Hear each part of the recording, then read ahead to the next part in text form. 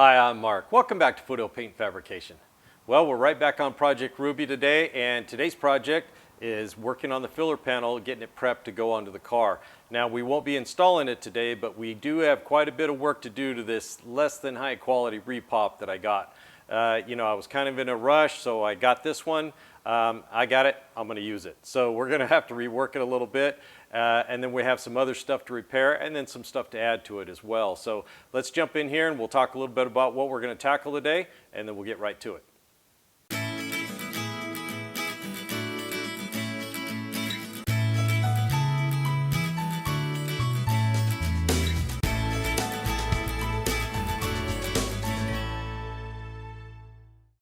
Okay, here's the filler panel. I've got it sitting on my rack. The foam on this rack started falling apart, so I had to grab a couple of pool noodles from the pool, kind of taped them on there. They'll work for now. So if you guys recall, this is the area that had too much sheet metal where they just kind of stamped it and just left it, flange sticking down here. So what I did was take the calipers and I scribed a line along there about 1/4 inch from the top, and I just took the cutoff wheel and I was careful and I cut a nice straight line on there. Sanded, filed it smooth so it's nice and clean. And what we're going to do today, we're going to have to tip that over, all the way over, so it's a nice pinch right there. This is where the package tray, that cardboard package tray, where everybody puts speakers, that's where that slides under. And we can't fit up any better because that is sticking down, it's getting in the way. So we do need to get that done, and plus it needs to be done anyways. One of the other things we need to do is add on to this side right here. This is the passenger side, we're backwards. And this piece right here, they kind of gypped me out of. They cut it way too short and it's not, it doesn't stick out far enough to land inside that radius of the quarter panel, and then it was all spot welded together right there. So we're gonna clean this up, get a piece of sheet metal, and I'm gonna try to TIG weld that on there, fingers crossed. And then we'll cut it to shape so it's the right shape for the car. I think this side over here is fine, so we don't really have to worry about that. And one of the other things we need to do is this, the back window sits right here, and then the window trim is attached with those clips, right? Well, none of these repops come with those studs installed. And I'll show you right here what it looks like. So those studs are spot welded on at the factory, and you can, there is, the spot welder thing that you pull dents out with. You can spot weld those on with that, but I won't be doing that. I'll show you how to do it with a drill, a nail, and a MIG welder. So we're going to get those all on there in the right spacing. And then one of the last things we need to do is add drains. Now this is the low spot. The rear window sits right here and goes up like that, and that's the back of the car back there. Well, that trim sits right down inside here, right? And this is the area we talked about before that rusts out because that water can't go anywhere. The quarter panel's over here, it's on both sides.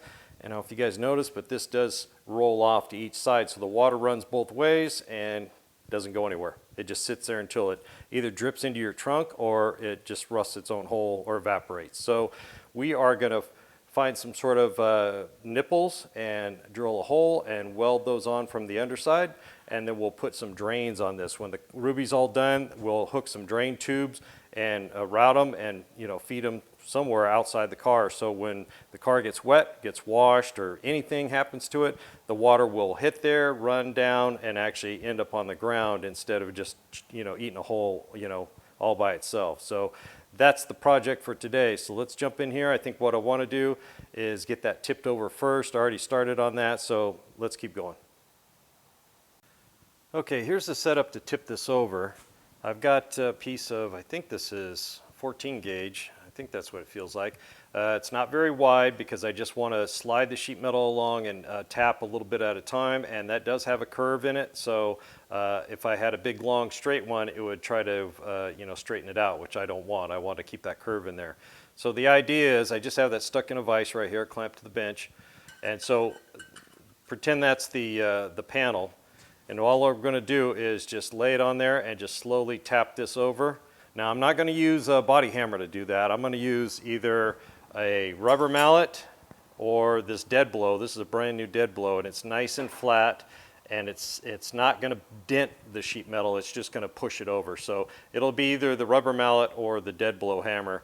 just to help, we're just going to go very gradually and tip, tip, tip, and just slowly work back and forth, and we're going to do it a little bit more and more until it's all the way over. We're not going to try to drive it all the way at once. That'll stretch out the metal where it's still straight and bent. So we want to just go nice and slow. So let me set the camera down and see if we can bust this out really quick.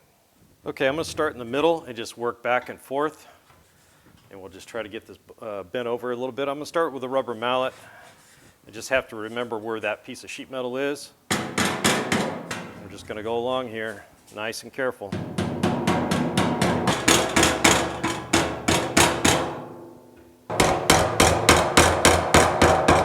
Okay, you guys can see that we've got this bent over pretty good. We got a good start on it, and it's still all pretty straight, so we're doing good there. But this radius right here, there's a radius underneath, and you can see it's just kinked into a corner right here. So we need to shrink this together and to get it to pinch all the way over. And to do that, I don't have a dolly that shape, but what I do have is I have this piece of steel. I cut off a caliper bracket or something from the Chevelle. It was an extra piece, and I've been using it for a dolly into weird shapes and stuff like that. So it doesn't really matter, what you find or how you use it. As long as it's you can form it into something, it becomes a dolly. So what I'm going to do is I'm going to go to the grinder. I'm going to grind the radius of this, what this is supposed to be, onto this piece here. Then we'll just slide it in there and just start tapping on it and slowly bend that over and try to shrink all that together and get us a nice radius that's pinched over here. So let me take care of that real quick, and we'll bring you back and see if we can't tackle these corners. Okay, so here it is. I just kind of, you can see where I ground a little bit of a toe on there so it would slide up underneath, and just kind of rounded it off. And I'm just going to slide it right here and just tap. And the first thing we want to do is get rid of all this extra material right here at this little point. You see that point right there? So I'm going to tap with the hammer right on there and try to tuck that in right there. So let me back the camera away a little bit so I can swing the hammer, and we'll see if we can't get this to look halfway decent.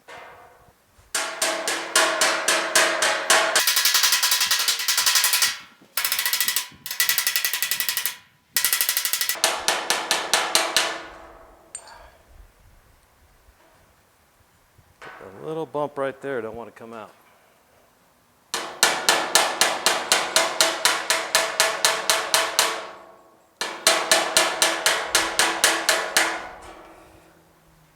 All right, let me try something different real quick. Now we're going to take these little tiny needles. You can see how they've been ground, and I'm going to see if I can't get this to pucker a little bit right here to help me out.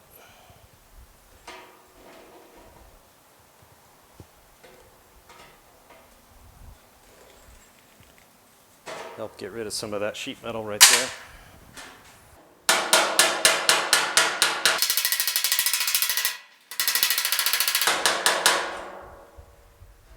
Yeah, that came out a lot better.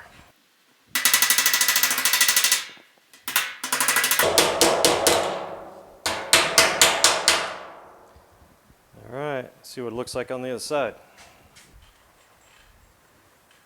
Not bad. Could have a little more round in it right there. I'm going to tap on that a little bit more, but it's looking really good. This is way back where the windshield, the back window is right here, so I'm not too worried about it. We'll be able to file that out and make it look a lot better. But let's go ahead and focus back on getting this bent all the way over and then pinched all the way down. All right, we'll just use a piece of square tubing here. Back that up just a little bit, hold a little pressure on it.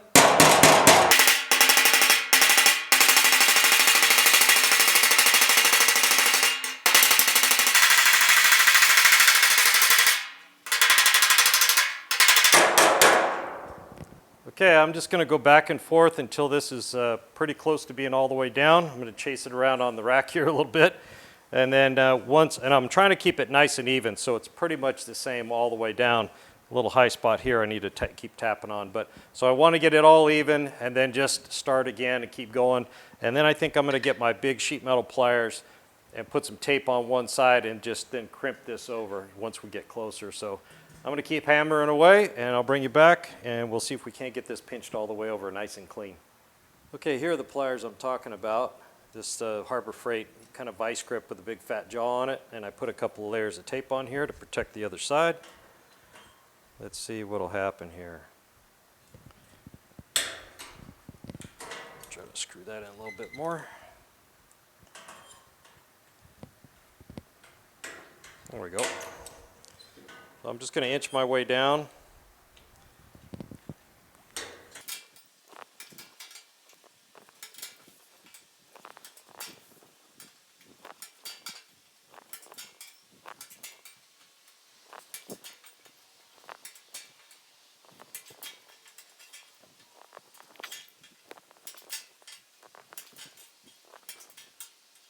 Okay, it's looking pretty good. Got a nice little roll on there. I don't know if that's in focus, but it's looking really good. We didn't distort the panel. It's got some lines in it along here, and most of those aren't from us doing that. That's from when it was stamped. But it came out pretty nice. The corners came out good. This one's not near as round as I'd like. I'm trying to mess with that a little bit more. This side over here came out a little bit better. Not that you're going to see them that well, but you could see them through the back window. So we got a little bit of work to do there, but all in all, it came out really good. I'm really happy to get that done without distorting anything. So let's move over to getting these studs in here. I think we're going to wait on getting that extra piece added on there till we're fitting up when we're ready to install. I think that's just the smart thing to do. So let's move over and get these studs on here. Okay, the first thing we need to do is make up some pins to weld onto that filler panel. Now you can either make them or you can buy them. So I'm going to go ahead and make them. I happen to have some nails. These are joist hanger nails. They're 1.25 inches and they measure in just about right. So we're going to have to file them a little bit, but I want them to be about 120 thousandths on the shaft here, and the head needs to be about 198. So all we're going to do is put these in the drill and file that till it's the right diameter, and then probably go over to the belt sander or the grinder and put it in the drill and just grind down the head till it's the right diameter. And I've got some clips to check that with to make sure they're all going to work out just fine. Now you can buy them too. Now you notice back here I've got a drawing, and that's the back filler panel. Before I cut it off, I mapped out where all the pins were because they're not evenly spaced. It's kind of a weird deal, but I went ahead and made all the dimensions and I mapped it out so I would have it. But then I happened across a place called rustreplace.com, and I'll show you right here. And now you can see they've got it already all mapped out. So I would visit that website. They not only have that mapped out for you, but they have a lot of other years. This one happens to be off of Chevelle, but the Chevelle and the GTO are identical. So, but the good thing about them is they don't sell just panels. They sell just the strips that rust out. So you don't have to buy a whole filler panel. If you want to give it a shot at welding in just that rusted out area, they have all those parts. They have the parts for around windshields and everything. So it's really good to have these kind of resources available to you. And like I said, they do sell the pins. They sell clips. They sell all kinds of stuff. So I'd check them out. They're not sponsoring me in any way, but I did find them, and I want to make you guys aware of them. Rustreplace.com. So let me go ahead and dig through a whole pile of these things. I'm going to find ones where the heads, you can see that head's a little wobbly. So I want the heads in the center, and I want them to be straight and everything. So I'm going to dig through, probably find 10 of them. We only need 8, but I'll make up 10. So, and that's just a drill, a grinder, and a file. So I'm going to bust that out real quick. We'll get some made up, and then we're going to start laying out where we need to drill the holes in the filler panel to get these welded on. Okay, I got 10 of them made up, and they all came out pretty nice. I'll pick out the best 8 out of the 10. I grabbed a windshield molding clip just to make sure they all fit right, and they do. So I tested them all. They're all good to go. Now all I have to do is scribe the panel the distance off the bottom of the channel as seen here. So they're calling out for 5/16 off the bottom of the channel. So what I did was I just made up a little block that's I couldn't find a piece of steel laying around that was 5/16, so I had to cut a piece of block, sand it to 5/16. We're going to lay that on the bottom and just scribe it, and then we're going to start laying out our distances. All right, the glass goes right here, goes up like that, and the package tray is right here. And this is where the clips go. They go on this plane right here. So we're just going to take that block, and we're just going to come down here and just start scribing all along the whole thing.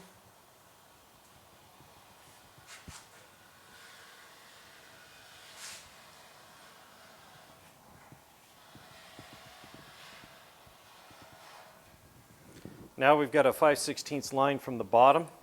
And now we just have to start going off of their map and start measuring over from one side and just keep going over. They don't go from the center, they go off to from the driver's side, excuse me, over to the passenger side. So we're going to start laying those out. I'm going to double check, make sure that's 5/16, which basically the block is 5/16, so that has to be 5/16. And then we're going to start drilling holes. Okay, so we're just going to start from the driver's side and work our way over, and it's calling for 2.5 on the first pin. So we're just going to put a little tick right there, just like that, and then it is 6 inches from the next one, so that would be 1, 2, 3, 4, 5, 6, 8.5. We're going to put a little tick right there. And I'm going to go down and just do them all just like that according to this map they have on rustreplace.com. And these numbers actually match up exactly to the ones I did, except I measured from the other side and then just kept moving over. It doesn't matter either way. So I'm going to get all these marked. We're going to pick out a drill bit and start drilling some holes. Okay, I went out and grabbed the molding and a clip just to double check everything. I've got some blocks of wood to act like the glass, because the glass would be right here. And so we'll just set the molding on there, and it looks like everything's working out just about right. So I also grabbed a clip, and this is the clip that goes with this molding, and it is sitting just about right. Now it seems a little low, but on these moldings they have a very deep part bent over right here, so it goes down inside here pretty far to engage the clip. So this is the right one, and if I hold it right up there, I can see my scribe right down where that our pin is going to be. So that's all correct. So we need to drill holes that are slightly smaller than our pin so we can kind of force them in there, and they'll be rigid while we weld them on the back side. Now 1/8 inch is too big, 7/32 is a little bit too small, but we're going to go with 7/32, and I'll just wobble it out a little bit, and then we'll kind of force that pin in there, that nail, down to the right height. Then we're going to cut it off on the back side and then weld it up. So let me go ahead and get these drilled real quick, no big deal, and then we'll flip this thing over and start getting some of those pins in. All right, I got all the holes drilled, and I went ahead and used an 1/8 inch drill bit instead of the 7/32 because this 20 gauge is so easy to distort. I really didn't want to try to push those pins in. That was way too tight of a fit. So we've got an 1/8 inch hole, we're ready to go, but now we need to figure out how to hold these pins square and then the right distance off of here. And that right distance from the sheet metal to the underside of the pin is 80 thousandths. So I happen to have a piece of 080 aluminum right here, and I cut a little notch in it, and what it does, it just slides over just like that. And so it'll sit just like that and hold that pin at the right distance off of the sheet metal, and that way we can cut it off on the other side and then just weld it. But we do need to hold it secure so it stays in the right position and doesn't flop around. So I just got a piece of scrap here. This is, I don't know, 1/8 by 3/8 or 1/4. And all I'm going to do, I'm just going to lay it here and put a clamp on each side of it just to kind of spring load and hold that down a little bit, and then we can work from the other side to take the cutoff wheel, cut that pin off, and then weld it. So let's flip this thing over and get to welding. Okay, we got it clamped up. Just I wanted the clamps far enough away so I can get in there and work. So you know, I got to get a cutoff wheel in there. So let me zoom in real quick. We'll cut that pin off, and then we'll get ready to do some welding. Now, if you're a little high on the cut, it's better than digging into the sheet metal, because when you weld it, it'll melt it all back down.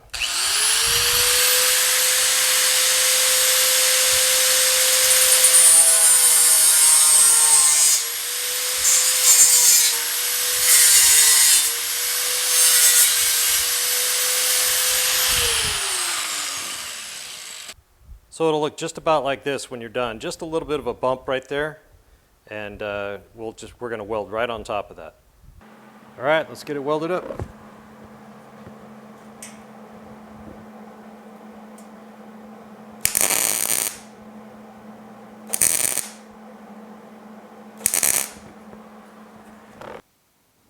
Okay, see how we did.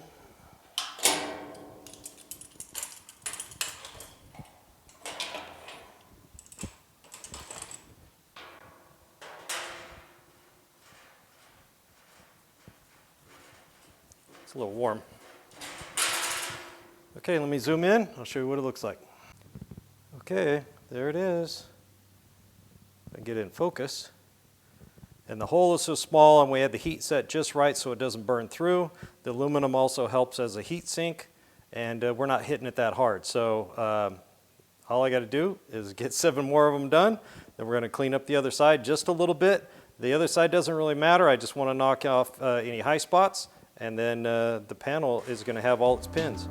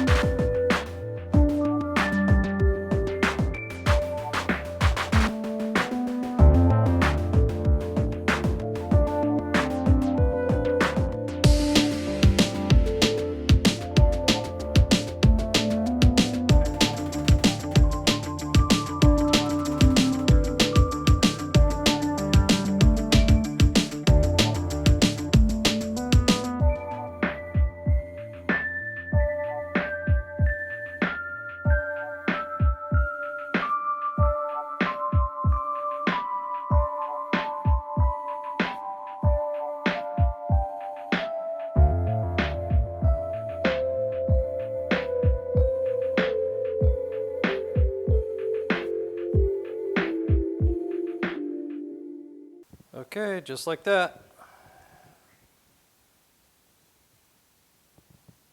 Got them all. Now you may have noticed I hit them pretty good.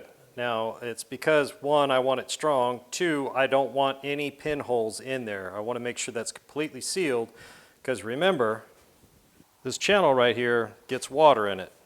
And even though we're going to put some drains in it right now, it's still going to get water in there, and I don't want it hitting that pin and running down and getting onto the filler panel brace that's underneath it.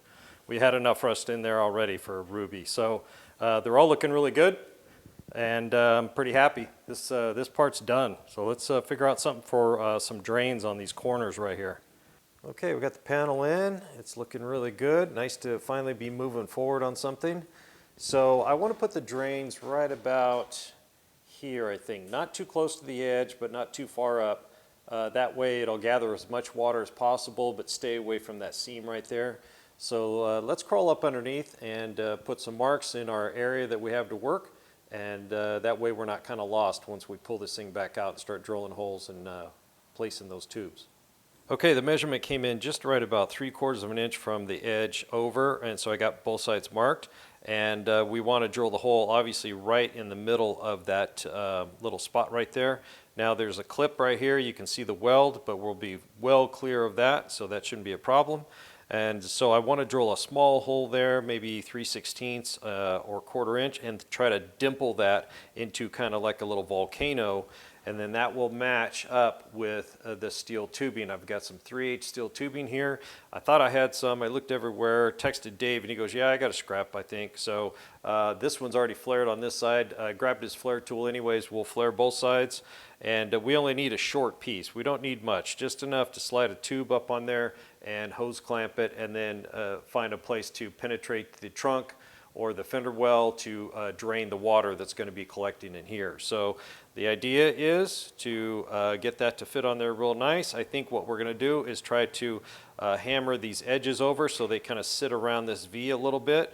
And with the dimple and that, I think it's going to be a nice, really tight fit.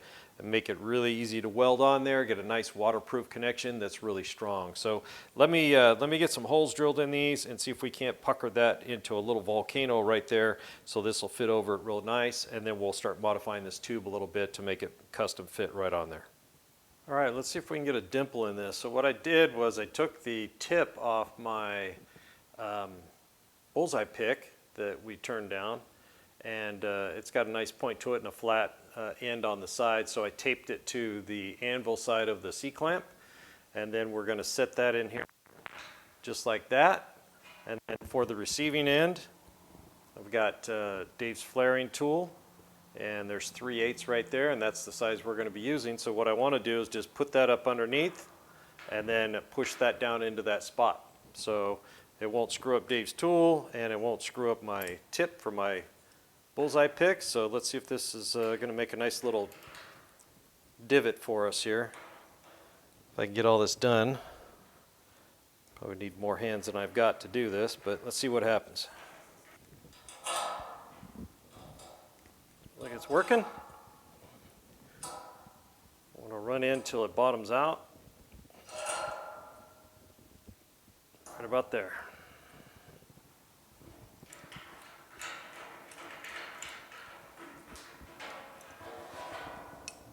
Okay, nice little dimple in there.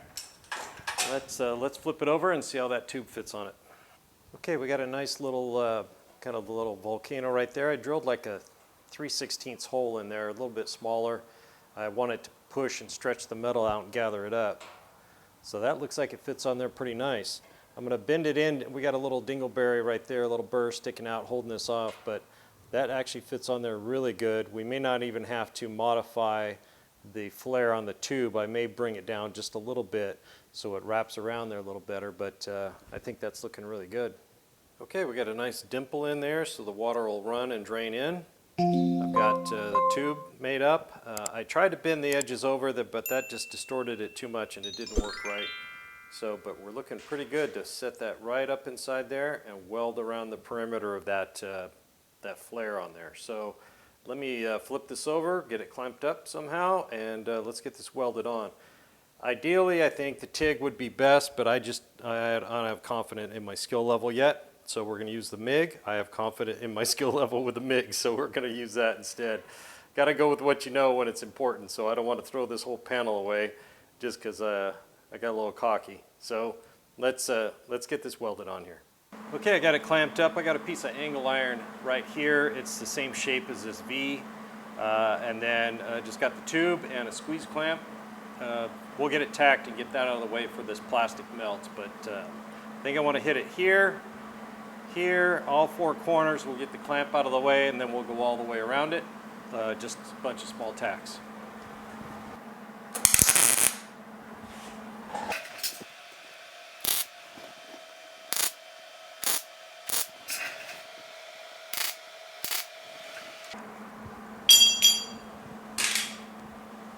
This tube is galvanized, so it's got a little bit of flare.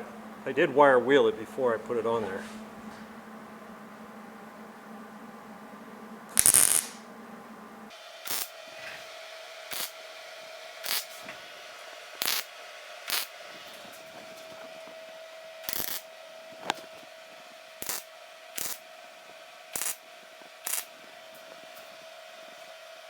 Okay, it's all, both sides are done. I water tested both of them.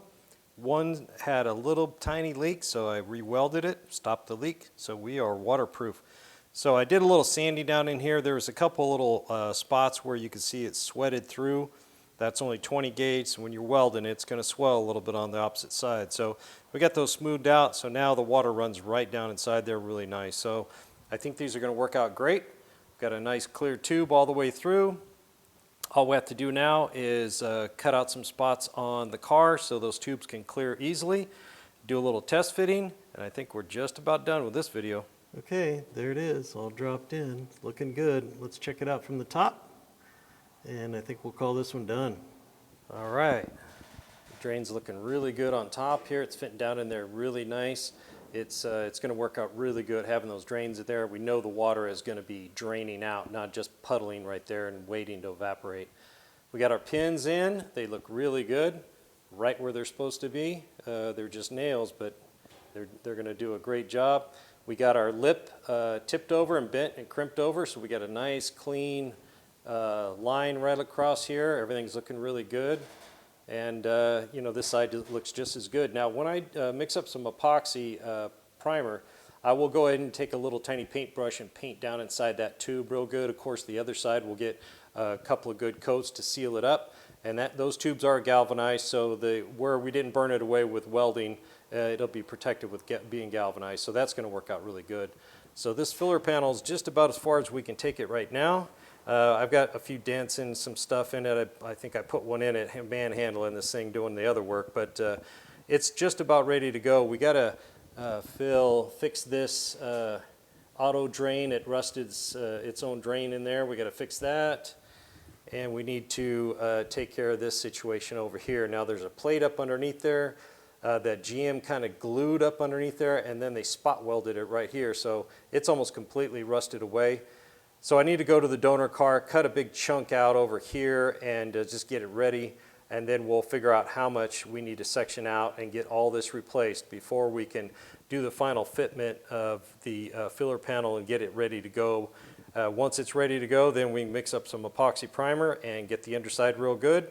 Get the brace underneath it real good so it's sealed all the way around. Then we can start thinking about spot welding this in and getting it in permanently. But up until then, we've got a few holes to fix and a lot of other stuff to do. So that's a wrap on this one. Glad to get it done. Glad to get this panel a little bit farther along. Okay guys, that pretty much wraps up this video on getting Ruby's filler panel ready to go. We got that lip tipped over and finished off. We got the pins in for the clips for the molding, and most importantly we got the drains in, so this piece will never rust out again, at least in my lifetime, maybe a couple of lifetimes. So I'm really happy to get this thing that far along. Now these drains, I've done a few with them in the car, and it can totally be done. It's just a little bit harder, but you can do it. The ones I did, one had the glass in and one had the glass out. You just got to be a little more careful. What I did with that, I drilled a bigger hole and I pushed the tube up to it and then welded it from the top and then ground it all. It worked out pretty good. So consider doing that. If you have a GMA body, it really does help get that water out of there. Thanks for joining me here at Foothill Paint Fabrication. Don't forget to hit the like and subscribe button if you haven't already. Mash that bell and drop me a comment. I'd love to hear from you. We'll see you on the next one.